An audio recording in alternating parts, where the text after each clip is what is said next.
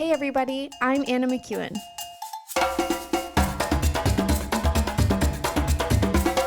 And now for Bob Switzer with the epic narrative.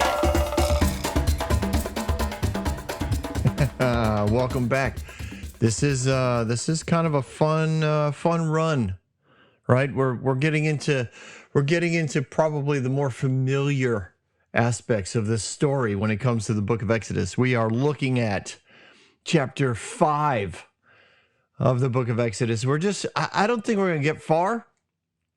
I'm hoping to cover the first, 4 or 5 verses, but I think it's important, again, as always, to kind of stretch this out and really kind of give nuances to the things that were seen and possibly felt and heard in our various characters' lives. So here we have, it's at verse 1, it says, "Afterwards, Moses and Aaron went in and told Pharaoh."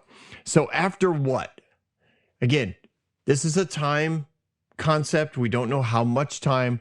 We assume, generally, it's assumed, which I know is dangerous, but it's assumed that this is done the next day. The next day, after a night of, I think, what would have been hope-filled anticipation and excitement.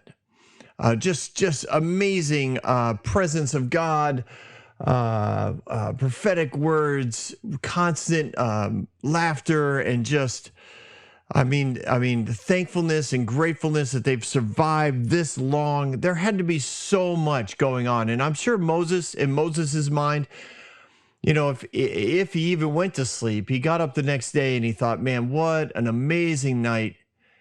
When he first went into that night, remember, he had really no idea how it was going to go. The whole reason why Aaron is there is because Moses is very unconfident. He's very why do I want to say unconfident? That's not the word I want to use. He doesn't have self-confidence. He doesn't have self-confidence in who he is or what he was called to do. He's not sure of his destiny, of his purpose. He thinks that he might have missed it. He just lacks that self-confidence needed. And so Aaron is there, and Aaron was a part of the night, and it turned out amazing. And in his mind, I'm sure he's so excited. He did, it went better than he would have ever expected. He probably expected a few people to push back, a few people to be like, no, we're not into this. No, Moses, it's not your time. You tried this once before. We've heard about it. There's just a lot of ways that this could have went sideways, and it didn't. It went straight out like an arrow. It blew through the darkness. It was filled with light and excitement.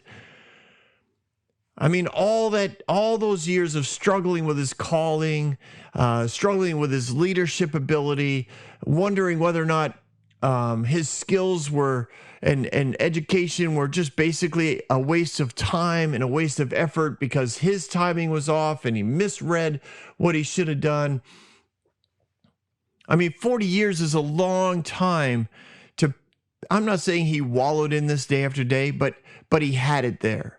And I don't know if you've ever dealt with self-doubt or self-rejection or lack of confidence, but you can be having a great day all the way along, and then somebody says something, and man, it hits that root, and you just collapse. Internally, you just fall apart.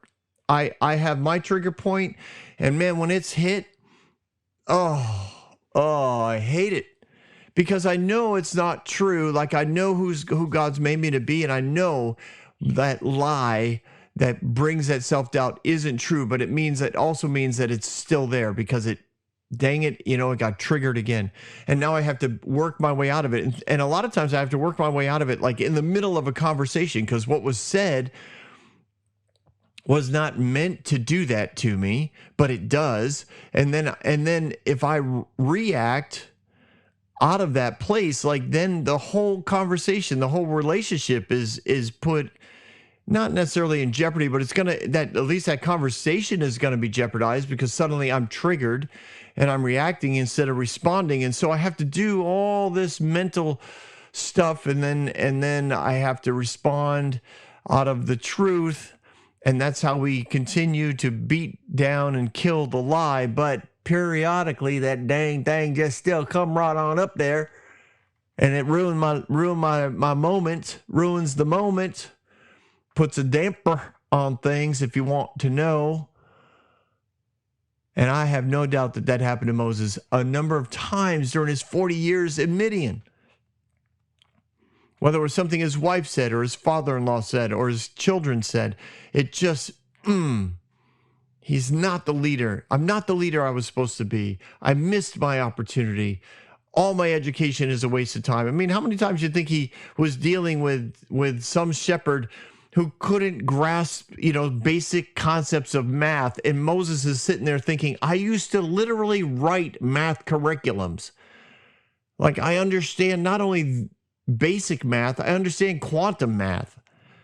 And here I am trying to give this poor guy the basic math needed to understand reproduction, how long it takes and how often we can do it. Like, it's just, it had to be at times, he had to walk away thinking, oh, I cannot, I wasted so much of my life. So all of that, right? All of that, I think was part of the night, part of what Moses was going through, just seeing the excitement, interacting with the elders, being completely accepted by them as their leader. And granted, Aaron was there, and God's plan was accepted as well. Like, Aaron was accepted, God's plan was accepted. Everybody was just track-a-lacking, and now they're going to see Pharaoh. Now, this had to be prearranged. Obviously, Aaron has, as a Levite, he has some level of leverage. He can move about the city. He can move in and out of the country, evidently, or at least to the borderlands without escorts. He can set up appointments with the Pharaoh, and evidently he did, because whatever that was, however much time it took for that to occur, is contained in that phrase, and afterwards Moses and Aaron went in. So he makes arrangements, and everything's good, and this meeting is going to happen. And it says these meetings. Oh, sorry, I have a side note. So these meetings with Pharaoh would probably happen periodically, anyways, between the Levites and the elders and Pharaoh. They would go. Aaron was the high priest, so he would represent all of the religious leaders, and probably a group of elders representing, at least 12 elders representing the 12 tribes of Israel. And they would all go in and they would meet and they would present their grievances if they had them, if they would present new ideas if they had them. And Pharaoh would take these opportunities usually to play along, I would imagine. He would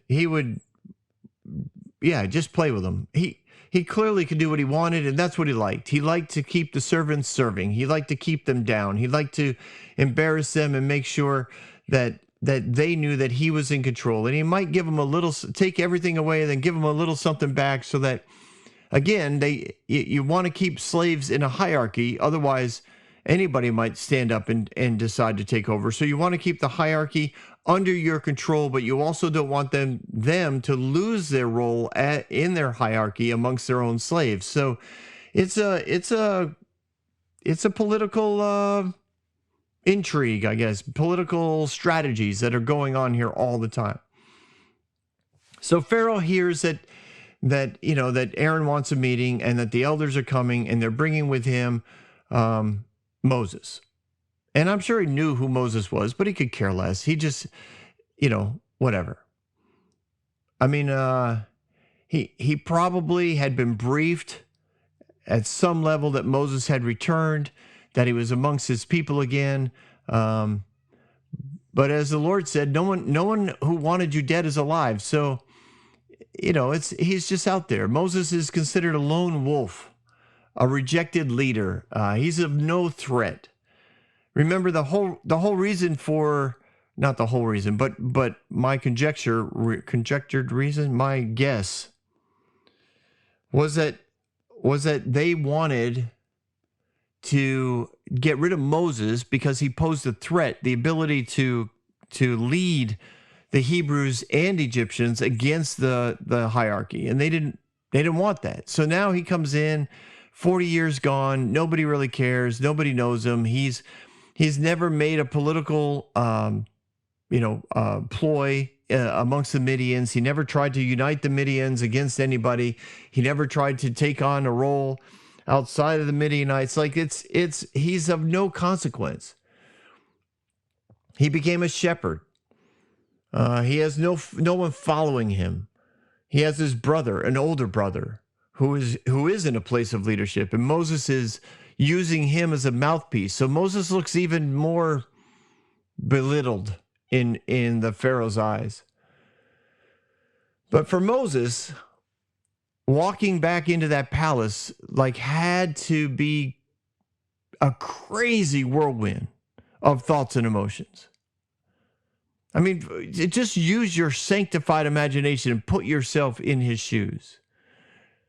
Now, I know a lot of us would like to think, well, if God told me to do it, I would just stand right up to the Pharaoh and I would just tell him that my God has told me. Yeah, okay, great. You're the exception to the rule. You are amazing.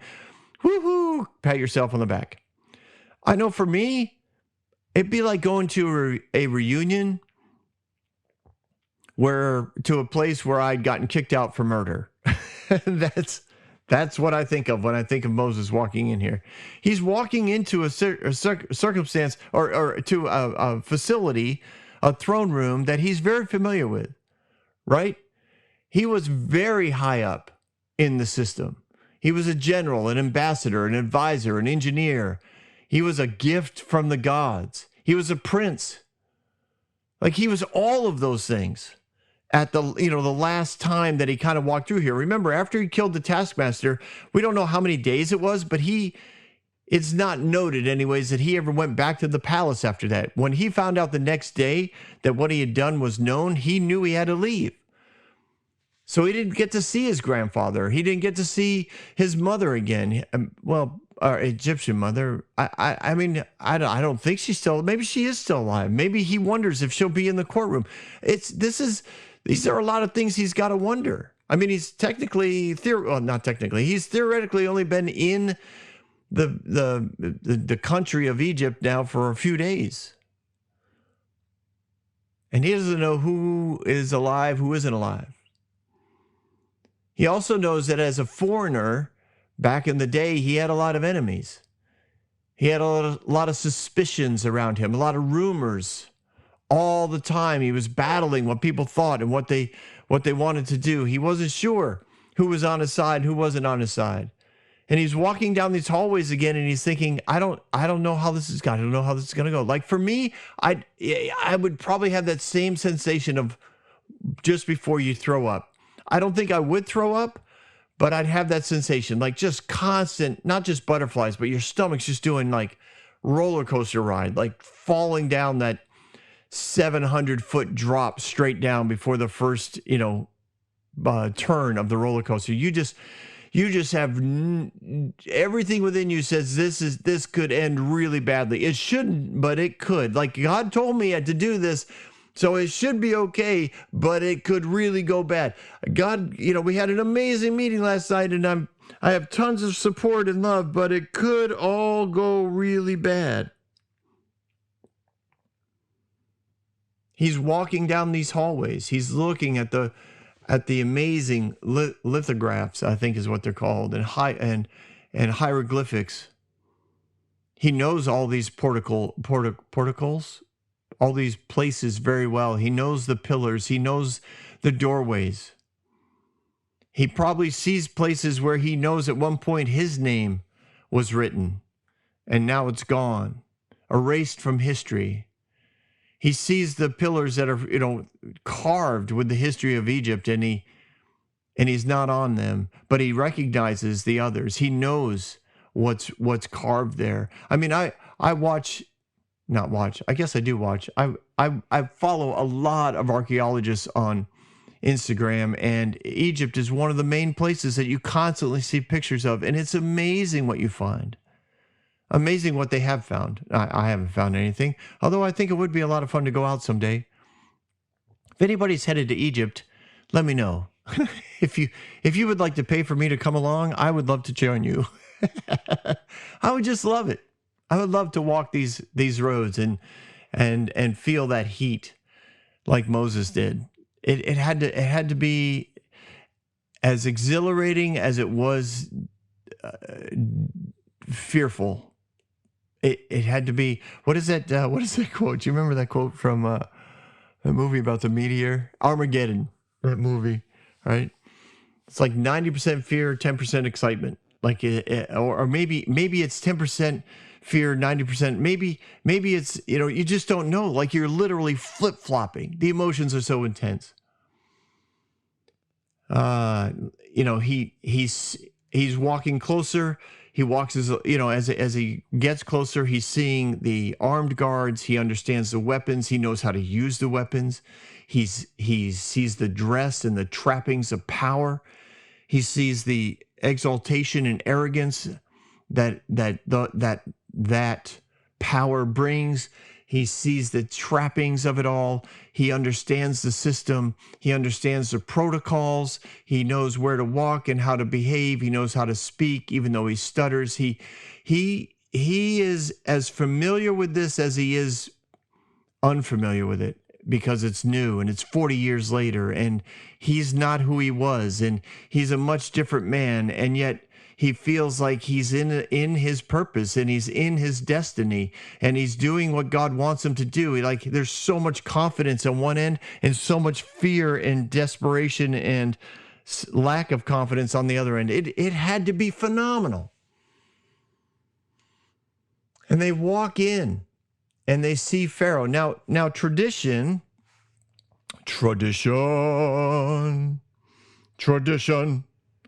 says this. It says that all the elders met with Aaron and Moses in their meeting spot, probably from the night before. And they walked with him all along the road toward the palace.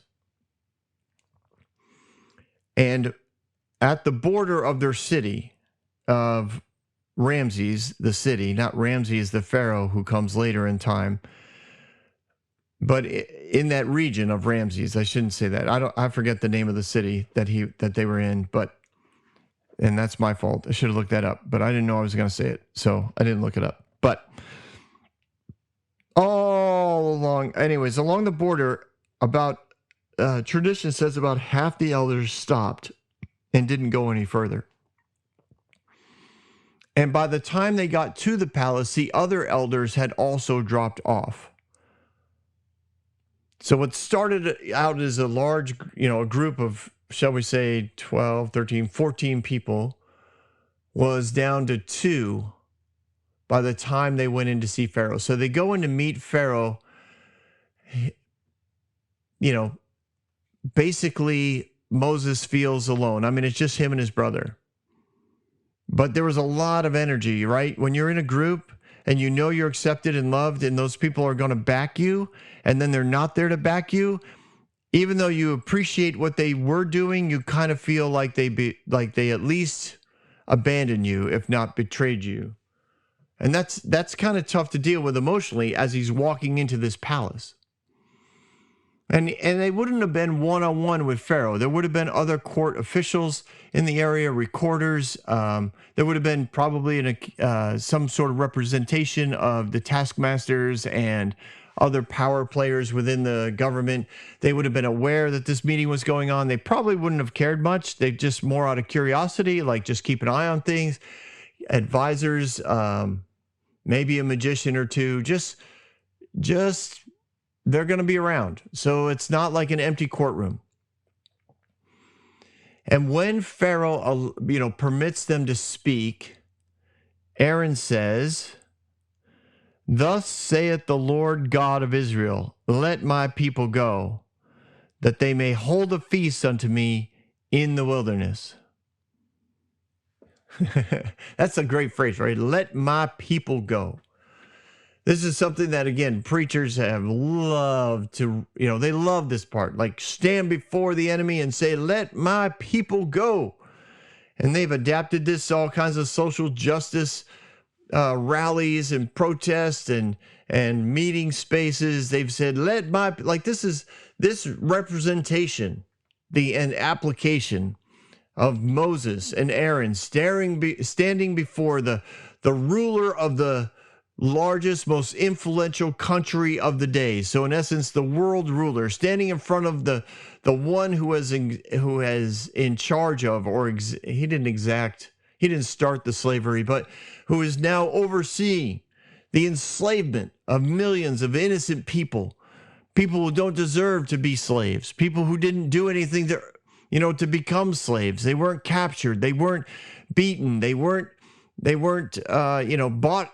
They were just acquired because they happened to be immigrants that had come over the border, invited. I mean, they weren't necessarily there illegally, but they were immigrants. They had no other place to go, and now they're slaves to the nation. Like, the injustice of this is seen throughout the ages, and this phrase, let my people go, is rung through the ages. But in this context of our story, Aaron basically says, our God has told us to tell you to let us go.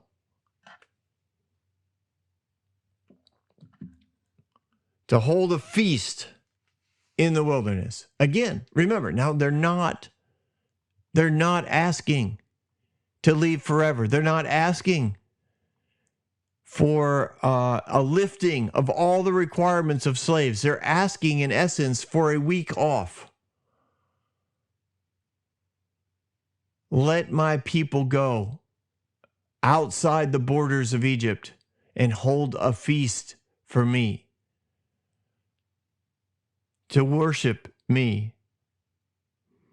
And Pharaoh said, who is this Lord that I should obey his voice or let Israel go? I know not the Lord, neither will I let Israel go. Now, all of this seems really odd, right? Because he does know their God. I mean, he knows who they worship. They are the only, their people are known for the fact that they only worship one God. Then they have their own priests and they have their own holy script that they follow.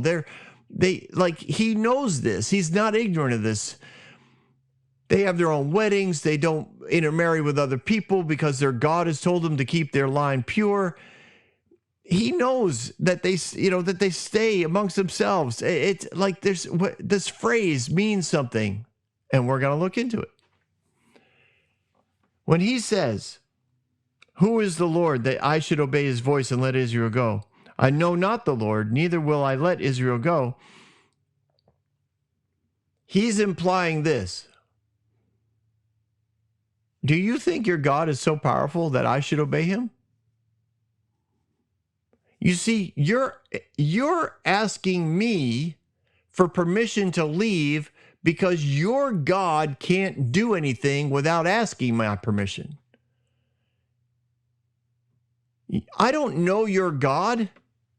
I don't know your God because your God isn't powerful enough to even keep you from being slaves. If your God was that powerful, I would obey him. I should obey him. And yet, clearly, your God isn't that powerful because you're still here, slaves in my nation. I don't know this Elohim that you speak of. I know a lot of gods. I mean, I'm pretty sure that the one you worship is one of the ones that I'm aware of. But this name that you use, maybe he's a new one. And maybe I don't even really care. Maybe I really don't even want to know him. So I don't know your Lord. I don't think I need to know your Elohim. Because clearly, if he had any power, if he had any authority, if he had any ability, you'd be free. And you're not. Now, this is interesting because I think a lot of times we Christians get accused of this, right? If your God's so big, why do bad things happen in the world? I mean, that's in essence what Pharaoh's asking. He's like, why? I don't know this guy. Why would I know this guy? Why would I obey his voice? I mean, it's a fair question from a flawed perspective, but it's a fair question. If your God is so great, why are you here asking me permission? If your God's so great, why don't you just leave? Why don't you just trust him to take care of you? Why are you in my courtroom? My throne room, I should say. Why are you asking? I mean, honestly, a lot of Christians get this question as well, right? Well, if your God's so good, why are you worried? If your God will take care of you, why are you trying to take care of yourself? And it's a complicated answer, right? Because we know that God doesn't do bad things. He doesn't cause the bad things to happen. Could he stop them? I mean, technically, does he have the power? Yes. Why doesn't he use it to stop the bad things? Because if he did, he would no longer be a loving God. He'd be a puppet master. And that's not what love does. You say, well, what about the children? Does love let that happen to children? No, the enemy does that to the children. The enemy seeks to destroy people. Like you can't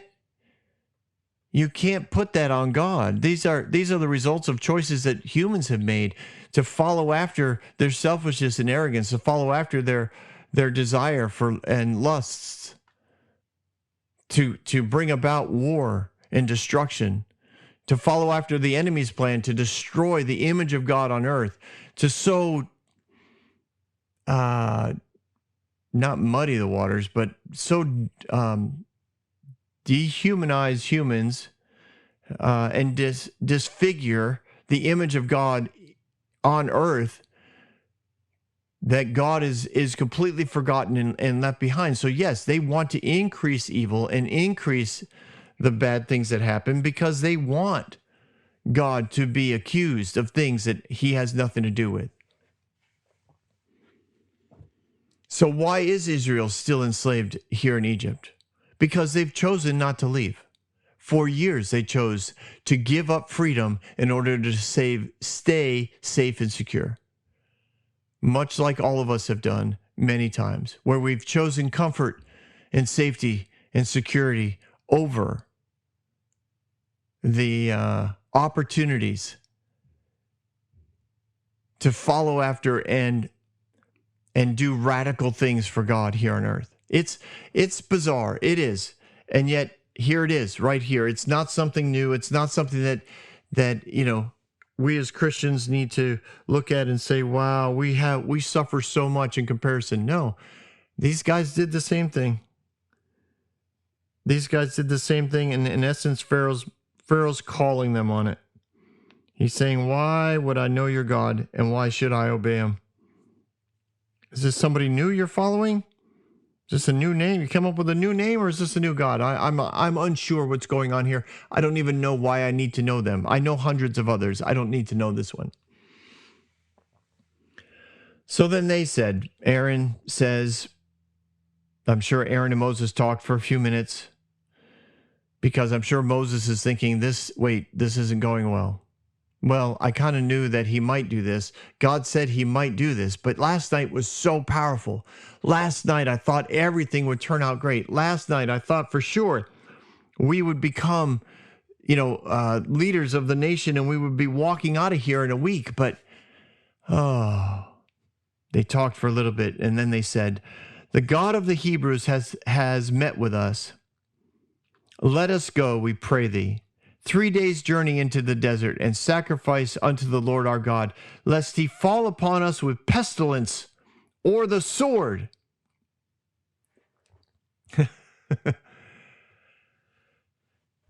So he says, no,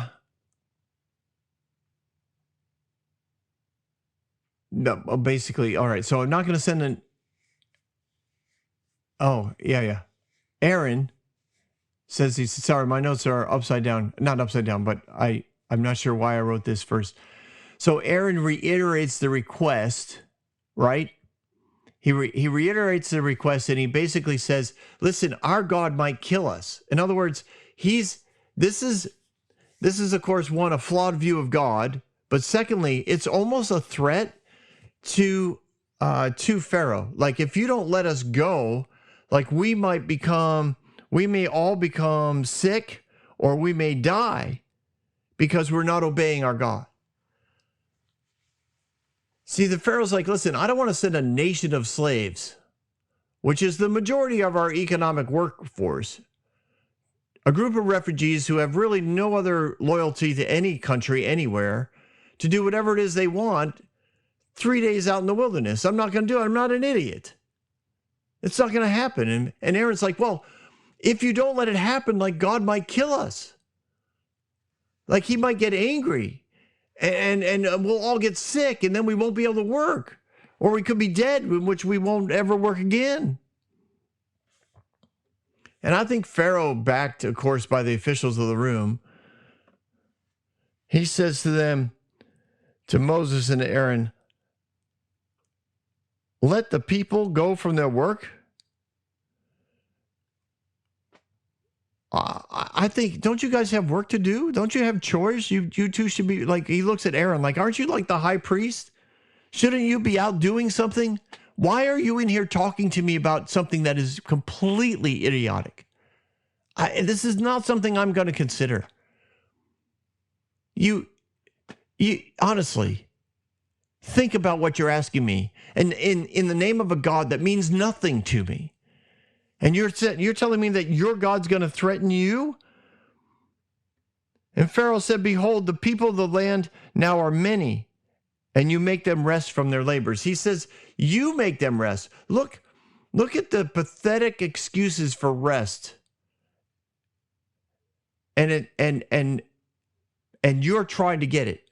You're trying to give these people a day off. You're trying to get them a week's vacation. You're looking for ways for them to not do what they're responsible to do in order to stay here. You're more lazy than I thought you were.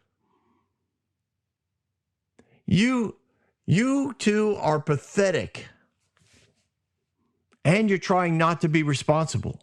That's the other thing that he's indicating in these words. You're blaming this on God. I don't even know this God. You're trying to shirk responsibility for what you're in here accusing me of doing, which is evidently not taking good enough care of you, not giving you enough time off from all of your labors.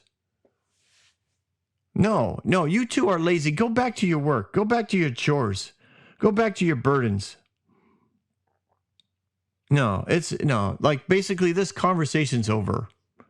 It's really not even a conversation. This should have never taken place.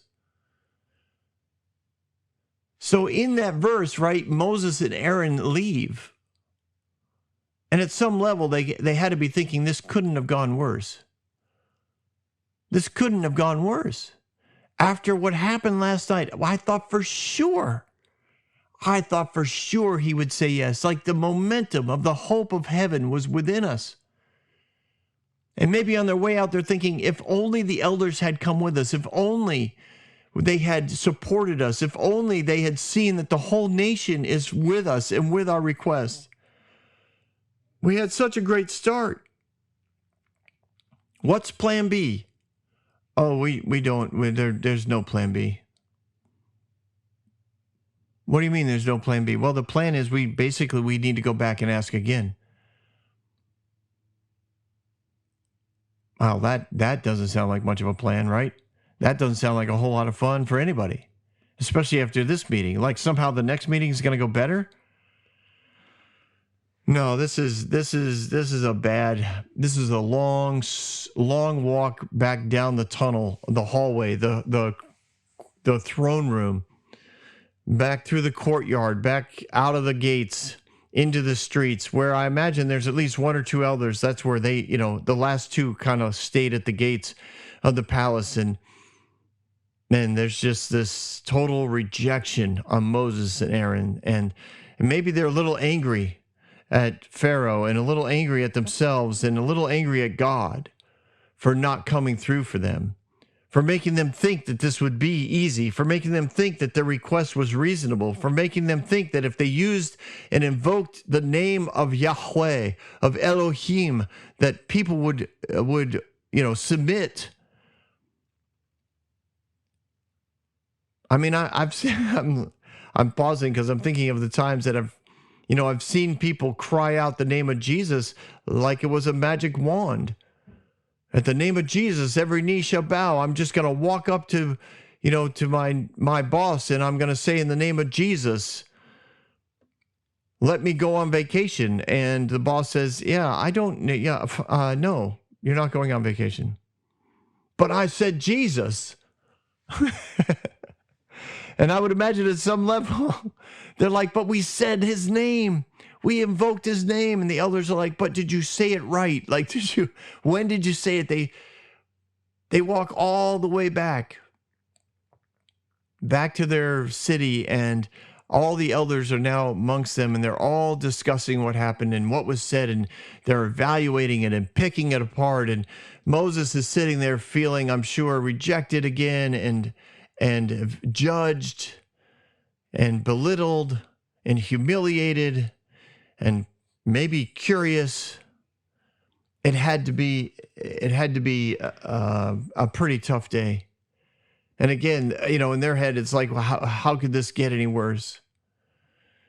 And I just still have this crazy thought that what if the 3 days of worship in the wilderness was not only to give Egypt a picture of what a nation could look like when they worship Yahweh, when they worship the God of the nations, the Lord of Lords, but what if the 3 days of worship was to break the bond that the enemy had over that nation of Egypt? What if the 3 days of worship was to release such power and such blessing that Egypt would be protected from the plagues?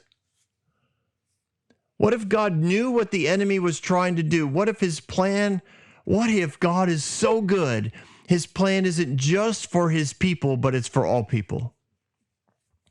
What if God is so good that he not only wants his people to be protected, but he wants to protect the nation of Egypt as well?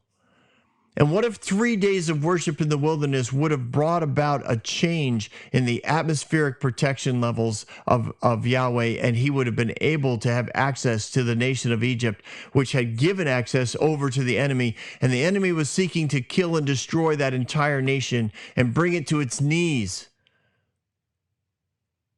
And God said, I have a way out for everybody. Because to me, that sounds like God. A way out for everyone. An opportunity for all the world to be saved. That sounds like the God I know. That sounds like the God that showed up in the New Testament. That sounds like the God, Jesus, that showed up in the burning bush. I have a rescue plan for all the nations. And just when you thought it couldn't get any worse, we get on with oh man. All right, well, it's already been long enough. We're going to hit the next verse next week on the Epic Narrative. Thanks for hanging out, everybody. Don't go anywhere. We've got Bob Thoughts. All right, going to do some Bob Thoughts. Just want to... my thoughts went to the idea of division. How division keeps a slave population in slavery. And that powers, governmental powers, religious powers, monetary powers, look to make sure the people stay divided. If they can keep them divided, then they continue to win.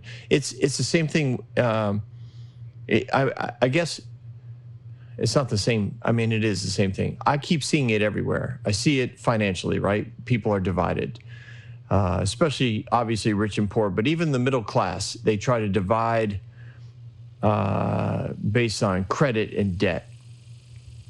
And whether or not that's what's of value, what's not of value. In the area of real estate, they're always looking to divide. In the area of race, oh my gosh, right? How many different, and who tells us that we're not the same? Not Jesus. Jesus says we are all of one blood. He made us all of one blood. There's literally no division.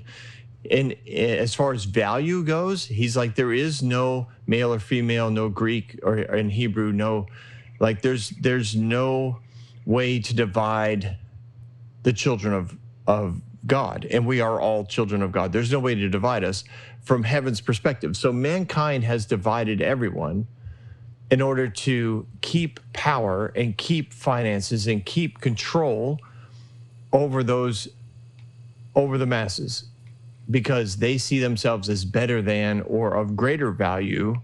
Their intelligence, their wealth, their leadership ability, they see it as a greater value than others. So therefore, they keep whoever they are, keep all the rest of us from really unifying. And what's the unity going to be around?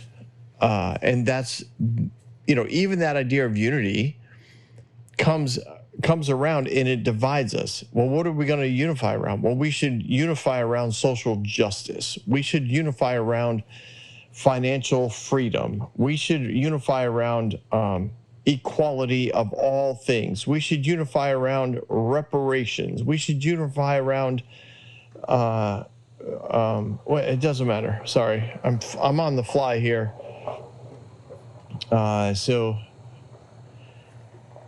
my encouragement, my thought is for this week, don't let that happen.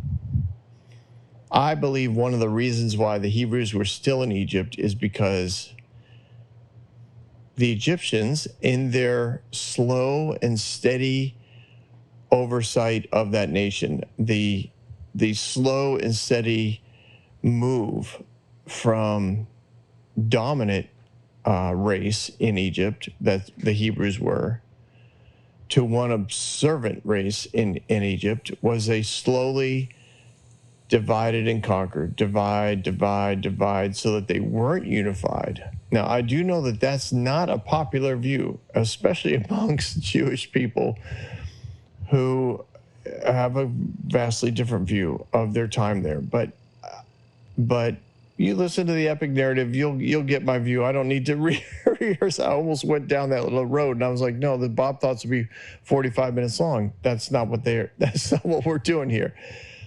Do not allow yourself to be divided. Look for ways to unify, and don't even get divided over what you can unify over. Because the more we divide, the less freedom we have. The more enslaved we become. And man, religion is a huge place of enslavement. I mean, 4.5. All right, I'm going to do it. You look at, like, back in the day, way back, right?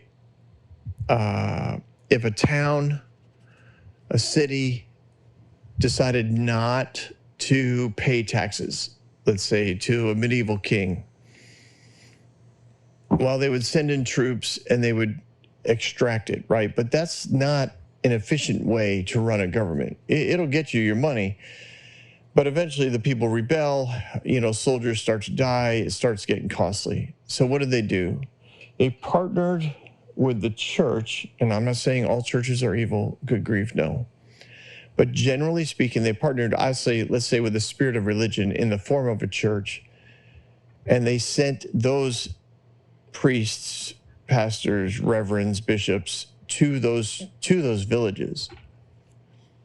And they started to help the people see that paying taxes was a godly thing.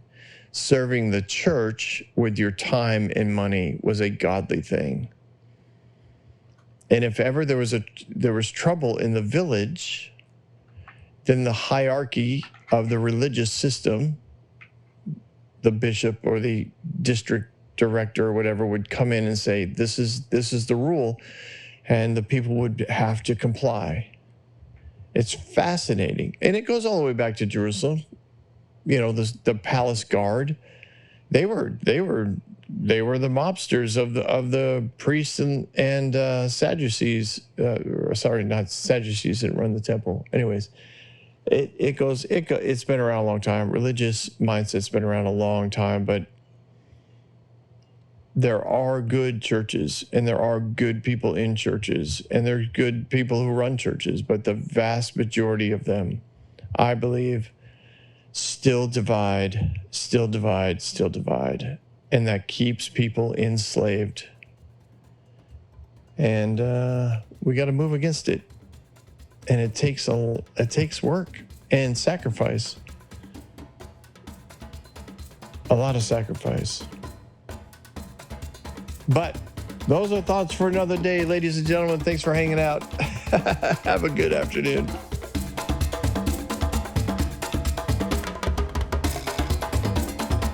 Hey everyone, thanks for listening. If you like what you heard, you can subscribe to this podcast on any platform you use. You can also reach out to Bob for questions or booking at thebobswitzer.com or email him at thebobswitzer@gmail.com. See you next week, guys.